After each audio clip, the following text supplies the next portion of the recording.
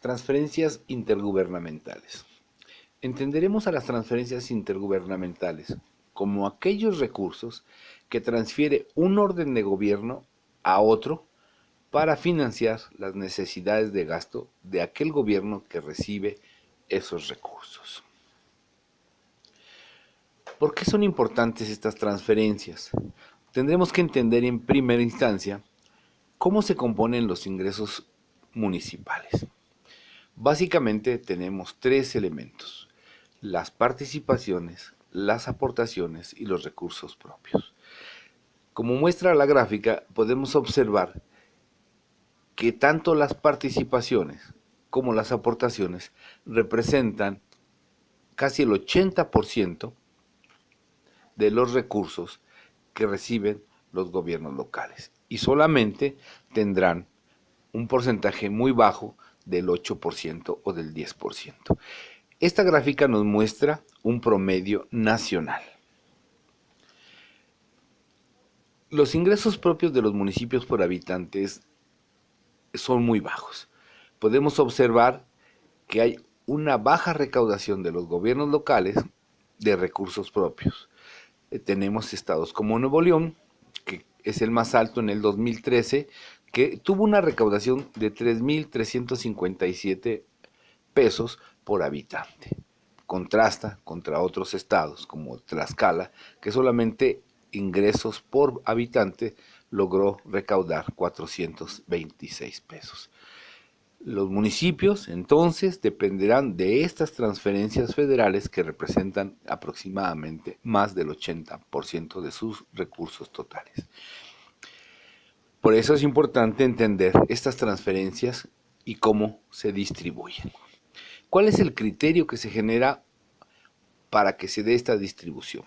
En primera instancia, el gobierno federal tomará como elemento el carácter resarcitorio. ¿Qué quiere decir esto?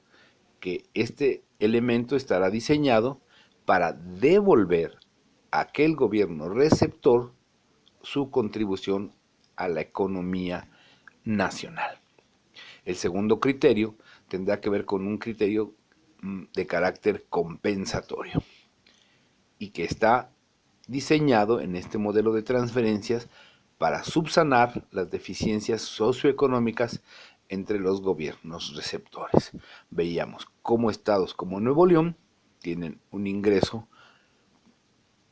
alto por la recaudación que tienen por habitante, pero vemos cómo otros estados tienen una recaudación muy baja. Lo que pretende esta característica compensatoria es dar equilibrio a esto. Otros tres criterios son la parte distributiva, que tomará básicamente como referencia a la población o al territorio. Aquellos estados con mayor población tendrán más recursos, con mayor territorio tendrán más recursos. Otras son de carácter inercial, que en cierta medida premia el esfuerzo de recaudación de los estados, ya que toma como base los incrementos de años anteriores. Y finalmente, también en algunos casos se tiene la referencia de la distribución equitativa. Es a partes iguales. Bien. También las transferencias las podemos identificar por su etiqueta de gasto. Tenemos básicamente dos: aquellas que son de carácter condicionado y aquellas que son de carácter no condicionado. Las primeras, las condicionadas, su diseño contempla etiquetas de gasto que están establecidas por el orden de gobierno que las otorga. ¿Qué me dice esto? Que aquel gobierno que va a dar el dinero o señalará las etiquetas en qué se puede gastar, y el gobierno receptor no pondrá a cambiar estas etiquetas de gasto. Las no condicionadas, los gobiernos receptores van a decidir libremente el destino de su gasto. El gobierno que transfiere los recursos a los gobiernos locales no pone condicionamiento para su ejercicio de gasto. ¿Por qué es importante o cómo podemos entender la coordinación fiscal? Entendemos que hay una federación y que por otro lado existen los estados. La federación tendrá algunas atribuciones y facultades exclusivas en la materia de coordinación fiscal que las podemos encontrar en el artículo 73, sobre todo en su fracción 29, ¿verdad? Donde me va a decir cuáles son aquellas facultades exclusivas de la Federación en materia de coordinación fiscal. Hay otras que son de carácter concurrente, donde van a estar tanto el Estado como la Federación, como es esta necesidad o esta facultad que tienen para imponer impuestos, para poder cubrir sus necesidades en materia de presupuesto. Y lo encontramos en el artículo 73, fracción 7. Así también los estados, en el artículo 124 me dice que todas aquellas facultades que no son de la federación le quedarán entonces a los estados. Pero también la propia Constitución me establece qué prohibiciones y restricciones tienen los estados y las encontraré en la Constitución en los artículos 117 y 118. Son aquellas que son exclusivas de la federación. ¿Qué es el Sistema Nacional de Coordinación Fiscal? Bien, sus principales características son, primero, que es un acuerdo para instrumentar las relaciones fiscales entre los estados y la federación. El estado va a perder parte de su potestad tributaria que le va a ceder a la federación a través de un acuerdo. Se crea en 1980 con el objetivo principal de evitar la doble tributación y de esta manera pues mejorar la eficiencia recaudatoria. Entendemos entonces que el Estado cobrará algunos impuestos, derechos, y la Federación se reservará para él algunos impuestos y derechos. Esto es que renuncian a cobrar impuestos a cambio de las participaciones. Se va a encontrar fundamentada en la Ley de Coordinación Fiscal. Cabe señalar que a finales de 90 se va a incluir las aportaciones en la Ley de Coordinación Fiscal. Y a partir de este año, estas aportaciones son parte de la Ley de Coordinación Fiscal. ¿De dónde viene el dinero que la Federación le va a transferir a los estados para que estos a su vez se las transfieran a los municipios? Básicamente viene de lo que le llamaremos la recaudación federal participable. La recaudación federal participable se compone de impuestos de carácter petrolero y otros impuestos de carácter no petrolero.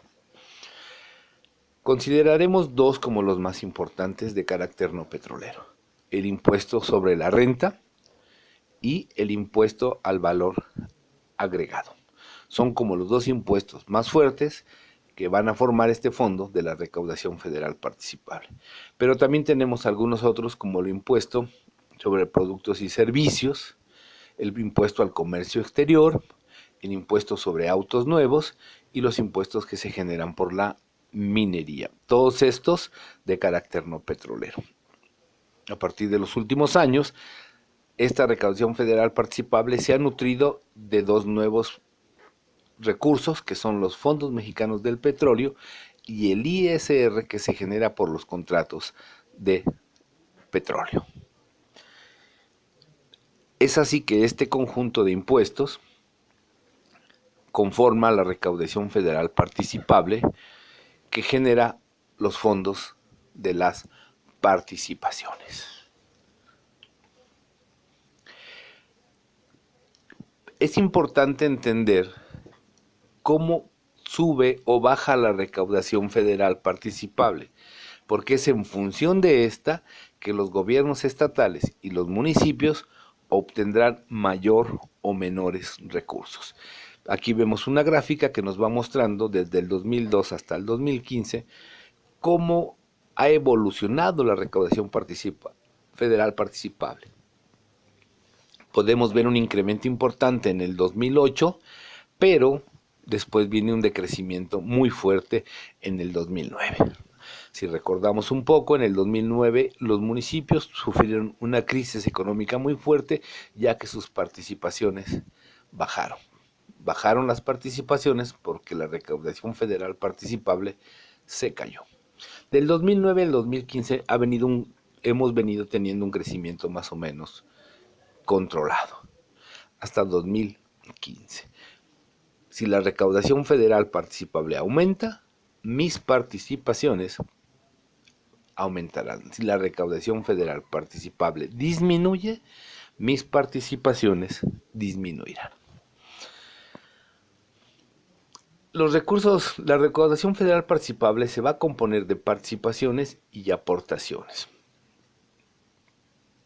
Las participaciones que se dieron o se estimaron para 2016 para los municipios y las delegaciones se compuso más o menos de la siguiente manera. Del 100% de estos recursos federales participables, el 72% se los quedó la federación, el 21% los quedó el estado y a los municipios y delegaciones se les repartió el 6.1%. Esta fue la forma en cómo esta recaudación federal participable se distribuyó. Pero a las participaciones habría que sumarle las aportaciones. Y entonces vemos que el monto sube considerablemente. Si sumamos las participaciones más las aportaciones federales, nos daremos cuenta que en 2016, de este Fondo General de Participaciones, se le entregó al Estado, a la Federación, el 47%, a los estados el 41% y a los municipios y las delegaciones subió al 10.8%. Es por eso importante entender cuál es la recaudación federal participable. Si la recaudación federal participable aumenta, mis participaciones aumentarán. Bien, para concluir y poder entender qué son las transferencias federales, lo volveremos a mencionar, son los recursos transferidos de un orden de gobierno a otro con el fin de financiar las necesidades de gasto del ámbito o del gobierno receptor. ¿Cuáles son los ingresos propios del gobierno local? ¿Cuáles son sus necesidades de gasto? ¿Cuál fue la recaudación de ingresos propios del gobierno nacional y cuáles son sus necesidades de gasto? Una vez que tenemos esto, el gobierno nacional, de esa parte, digamos, que le sobra, podrá transferir a los gobiernos locales la parte que le hace falta para equilibrar el ingreso con las necesidades de gasto. Las transferencias de los recursos se lleva a cabo en el marco del Acuerdo Nacional de Coordinación Fiscal que veíamos hace un momento y que lo encontramos en la Ley de Coordinación Fiscal, en base a las fórmulas y los criterios establecidos en esta misma ley. Las transferencias federales en México se concentran para los municipios en dos: las participaciones y las aportaciones.